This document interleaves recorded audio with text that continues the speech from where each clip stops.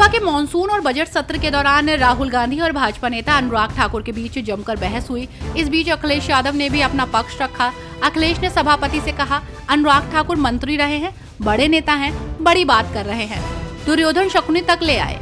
आप जाति कैसे पूछ सकते हैं? तुम पूछ के दिखाओ जाति, कैसे पूछ दी जाती? अखिलेश ने कहा कि आप जाति नहीं पूछ सकते। यूपी में होने वाले उपचुनाव में बीजेपी अपने सहयोगी दलों के साथ चुनावी रण में उतरने की तैयारी कर रही है, तो वहीं कांग्रेस और सपा एक साथ चुनाव लड़ने वाले हैं। लेकिन नगीना सांसद चंद्रशेखर आजाद और बहुजन समाज पार्टी की मुखिया मायावती अकेले चुनाव लड़ने की घोषणा कर रखी है। वहीं इस फैसले से सभी राजनीतिक दलों की टेंशन बढ़ गई है। इसके साथ ही इस ऐलान से सबसे ज्यादा टेंशन मायावती की बढ़ी है। लोकसभा चुनाव में बेहतर प्रदर्शन करने के बाद सपा अब आगामी चुनाव के लिए एक्टिव मोड में नजर आ रही है। ऐसे में सपा प्रमुख अखिलेश यादव ने फैजाबाद के सांसद अवधेश प्रसाद को संसद में अहम जिम्मेदारी दी है। सपा ने अवधेश प्रसाद को अधिष्ठाता मंडल का सदस्य नियुक्त किया है।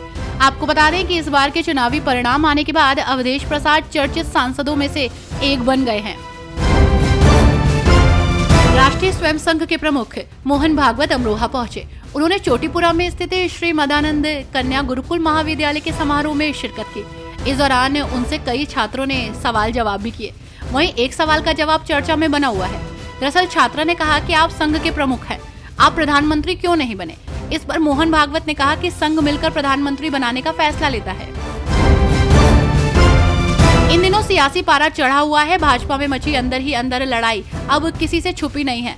वहीं अब निषाद पार्टी के राष्ट्रीय अध्यक्ष और योगी सरकार में कैबिनेट मंत्री डॉक्टर संजय निषाद ने बड़ा बयान दिया। उन्होंने कहा कि मैं चाहता हूं सीएम योगी तीसरी बार मुख्यमंत्री बने। जैसे पीएम मोदी तीसरी बार प्रधानमंत्री बने हैं, वैसे ही सीएम योगी भी तीसरी बार मुख्यमंत्री बने। उनके नेतृत्व में यूपी में बहुत विकास हुआ, हालात बहुत सुधरे हैं।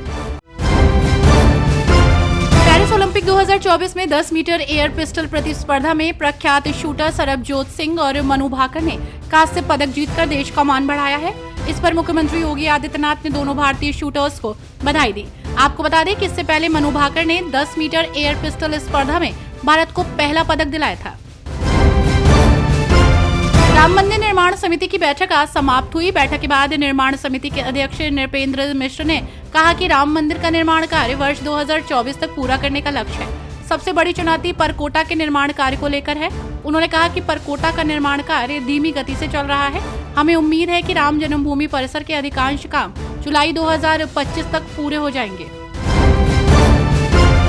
सांसद अफजाल अंसारी गैंगस्टर मामले में फैसला अपने पक्ष में आने पर काफी खुश नजर आए। उन्होंने कहा कि मुझे राहत नहीं, इंसाफ मिला है, सच्चाई जनता के सामने आ गई है। साजिश के तहत जो काला टीका लगाया गया था वो धुल गया।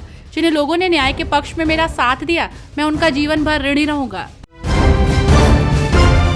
महाकुंभ को लेकर तैयारियां शुरू की जा चुकी हैं। ऐसे में महाकुंभ को दिव्य और भव्य बनाने के लिए केंद्र और यूपी सरकार तमाम प्रोजेक्ट्स पर काम कर रही है। इस कड़ी में संगम तट स्थित बड़े हनुमान मंदिर परिसर में आज से कॉरिडोर का निर्माण शुरू कर दिया गया है। हनुमान मंदिर का ये कॉरिडोर वाराणसी में बाबा विश्वनाथ के मंदिर में बनाए गए कॉरिडोर की तर्ज पर बनाया जा रहा है। अकबर नगर इलाके में योगी सरकार की तरफ से अवैध कब्जेदारों पर की गई बुलडोजर कार्रवाई को लेकर मुख्यमंत्री योगी आदित्यनाथ ने विधानसभा में जवाब देते हुए एक बार फिर सपा पर हमला बोला। उन्होंने कहा कि पंतनगर और इंद्रप्रस्थ नगर की कार्रवाई को हमने स्थगित करवाया है, लेकिन अगर आप देखेंगे तो गरीबों को ठगने वाले जितने भी भूमाफिया हैं, उनमें से ज्यादातर समाजवादी पार्टी से जुड़े हुए लोग ही थे।